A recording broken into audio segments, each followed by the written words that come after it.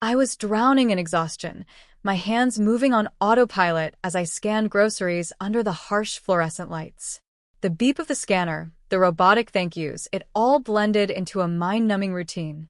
It was just another brutal shift at Miller's Market, the kind where customers barely acknowledged me, where my manager, Brad, watched me like a hawk, waiting for me to slip up. Then he walked in. A man in a ragged hoodie, his shoes scuffed, his face hidden under a low-pulled cap. He lingered near the entrance, eyeing the overpriced sandwiches like a man debating between food and dignity. Brad scoffed from the manager's desk, whispering to the security guard, "We got a lurker. Bet you he's about to stuff his pockets." I clenched my jaw. Brad had a habit of judging people before they even spoke. I'd seen him humiliate struggling parents for using food stamps, throw out elderly customers for being too slow. I turned to the man, offering a small nod. "Hey, sir. Need help finding anything?" His head lifted slightly, and for the first time, I caught a glimpse of his eyes, sharp, calculating, but tired. He hesitated, then walked up to my register. "Just this," he muttered, placing a single protein bar on the counter. Brad let out a loud snort. "Oh, he's actually paying? That's a first." My stomach twisted.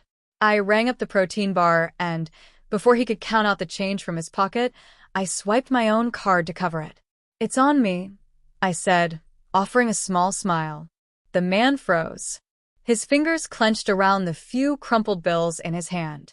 For a moment, I thought he was going to argue, but instead, he gave me the faintest nod. "Thank you," he said quietly before slipping out the door. Brad's voice boomed through the store.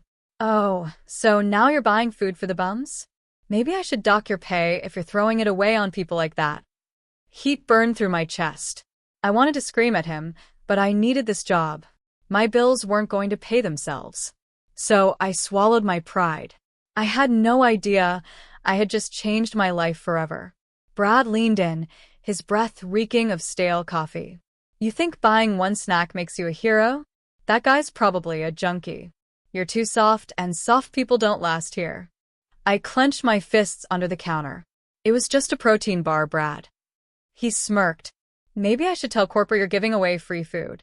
I knew he was bluffing, but the threat still stung. This job was all I had. I bit my tongue and got back to work, but the encounter left a weight in my chest. Something about the man's stare stayed with me. It wasn't just hunger, it was something deeper, something calculating. I had no clue that in less than 24 hours, that same man would return, and that the store and my life would never be the same. The next night, the store was nearly empty when I saw him again. Same hoodie, same cap, but this time, he wasn't alone. Two men followed behind him, dressed sharp, their eyes scanning the store like they owned the place. Brad, oblivious as always, was busy berating another employee. I kept ringing up a customer, pretending not to notice, but my pulse quickened. The man walked straight up to my register. No protein bar this time. Instead, he pulled out a sleek black card and placed it on the counter. "I want to buy the store," he said. I blinked. "What?" His lips curved into the slightest smirk. "I want to buy Miller's Market. And you, Emma, are going to help me do it." Brad's voice cut through the store. "What the hell is going on here?" The man turned, lifting his cap just enough for me to finally see his face. And that's when I realized I had just given a protein bar to the CEO of Miller's Market. Brad went pale. And for the first time since I started this job, I knew things were about to change. Brad's face twisted in disbelief. "You? Buy the store?" He scoffed, crossing his arms. "Nice joke, buddy. Now get out before I call security." The man barely blinked. He pulled out his phone, tapped the screen, and within seconds, a sharp ding echoed from Brad's work tablet. His smug expression faltered as he checked the notification. "Purchase request approved," the man said calmly. "Your corporate office just accepted my bid. As of this moment, I own Miller's Market." My breath caught in my throat. Brad looked like someone had punched him in the gut. No way, this is some kind of prank. The two sharply dressed men beside the CEO stepped forward. "Mr. Calloway doesn't joke," one of them said, stone-faced. Mr. Calloway.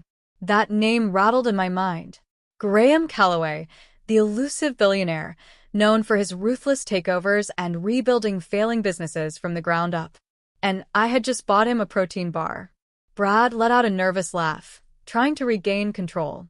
Okay, let's say this is real. So what? You gonna fire me? Good luck finding another manager who runs this place like I do. Calloway turned to me instead. Emma, tell me, how does Brad run this store? I hesitated. My heart pounded. This was my chance, my one shot to tell the truth. I lifted my chin. Brad treats employees like trash. He bullies customers if they don't look wealthy enough. And he cuts corners so badly that half the inventory is expired before it even hits the shelves. Brad's mouth fell open. You little. Calloway raised a hand, silencing him. His sharp gaze locked onto me. Thank you for your honesty. Then he turned back to Brad. You're fired. The words rang out like a gunshot. Brad's entire face went red.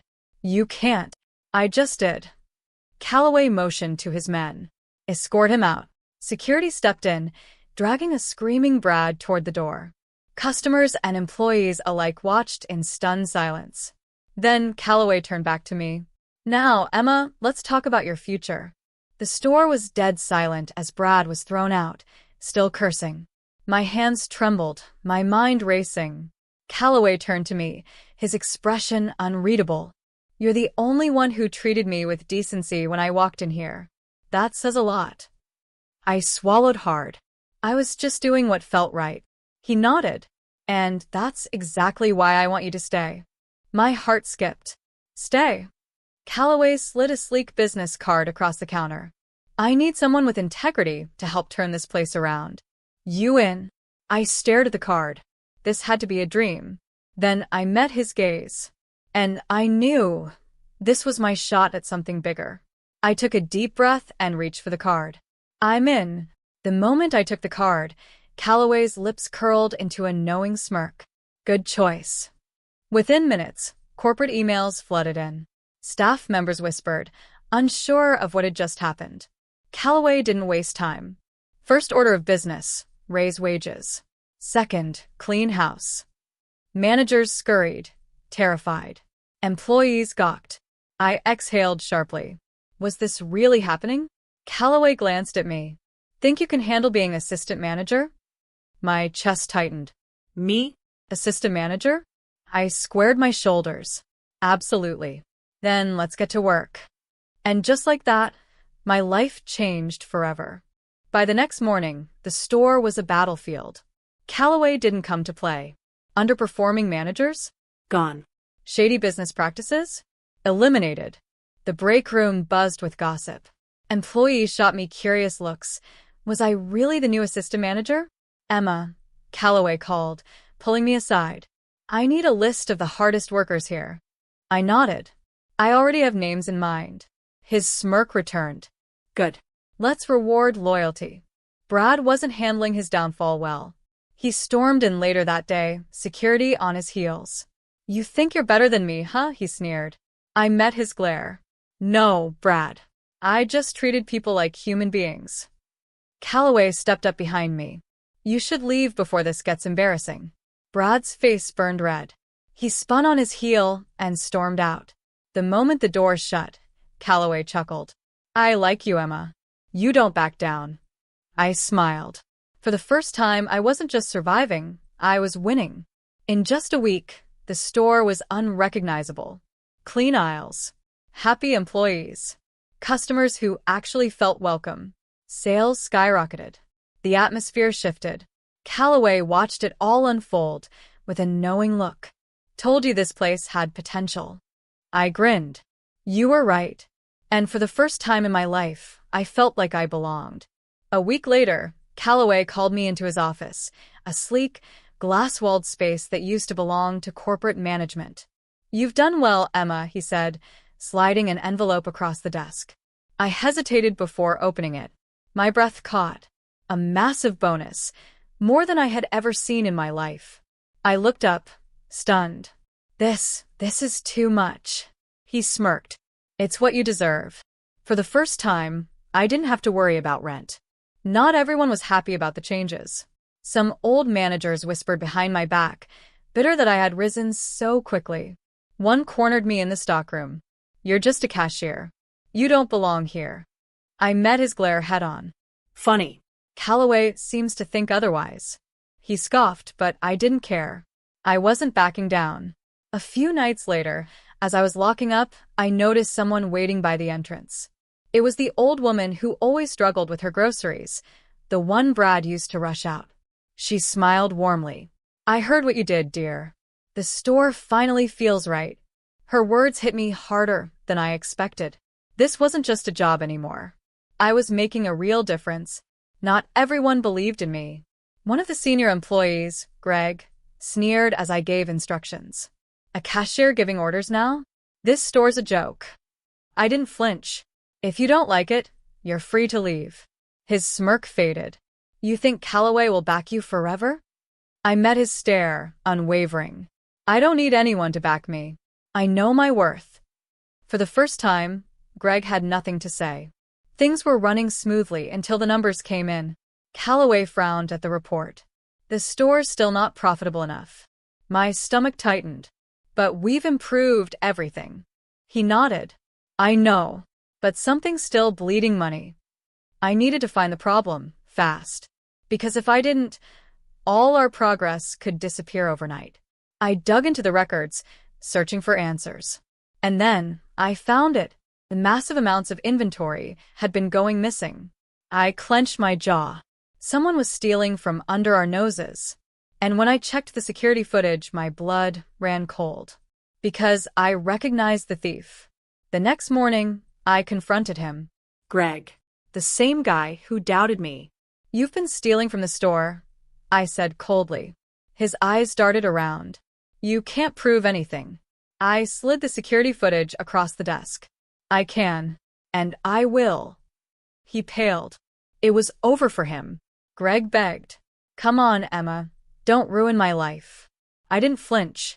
"You ruined it yourself." Calloway stood behind me, silent, watching. Then he spoke. "You have two choices. Resign quietly or we press charges." Greg's shoulders slumped. He knew he was done. And just like that, another toxic piece of the past was gone. With Greg gone, everything clicked into place. The store was finally running at full capacity. And the profits? They skyrocketed. Calloway leaned back in his chair, impressed. "Not bad, Emma." I smiled. "Told you I could handle it." He chuckled. "You've more than handled it." And that's when he dropped the biggest bombshell yet. Calloway folded his hands. "I'm stepping back from direct management. I need someone I trust to oversee everything." I blinked. "Wait, are you saying you're not just assistant manager anymore?" His smirk grew. "You're running this place now." My heart pounded. Me? Running the store? I had never dreamed this big. But I was ready. Weeks later, I stood by the register, the same one where I had once been just another employee. Only now I was the boss. Calloway walked in, nodding approvingly. "You made this happen." I smiled. "We did." This wasn't just a job anymore. This was my legacy. The employees, once skeptical, now looked at me with respect. Even the customers noticed. "This store's never been better," an elderly man told me one morning. I smiled, but I knew the truth. This wasn't just about the store. It was about proving I was more than just a cashier. And I had done exactly that. Just when I thought the past was behind me, Brad showed up. Smirking. Arms crossed. "I hear you're in charge now." I stayed calm. "What do you want, Brad?" "I want my job back." I almost laughed. "After everything? Not a chance." He scowled. "You're making a mistake." I stepped closer. "No, Brad. The mistake was ever letting people like you run this place." And this time, he was the one walking away in shame. Calloway called me in one day, looking serious. "I have another store struggling," he said. "Worse than this one was." I tensed. "And?" He leaned forward. "I want you to fix it." It was bigger, riskier. But I wasn't that scared cashier anymore. I met his gaze. "When do I start?" The second store was a disaster. Worse than I imagined. But that just meant I had a challenge. And if I could turn around one store, I could turn around two. The employees there didn't trust me yet. They thought I was just another outsider. I smiled. They had no idea who they were dealing with. As I worked late one night, I saw a familiar face. The same homeless man I had helped with a protein bar before I knew who he was. Callaway. He smiled. You really didn't know who I was that day, did you? I shook my head. Would it have mattered? He chuckled. No. And that's why I trusted you. Months later, the second store was thriving. Employees smiled. Customers felt welcomed. And the numbers? Through the roof. Callaway was impressed. You're unstoppable. I grinned. I had a good mentor. For the first time, I wasn't just proving myself. I was building something bigger. One night, a young girl at the register hesitated, eyeing a struggling mother in line.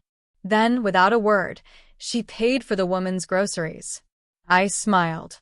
She didn't know it, but she had just changed her life, just like I had. And in that moment, I realized this was never just about business.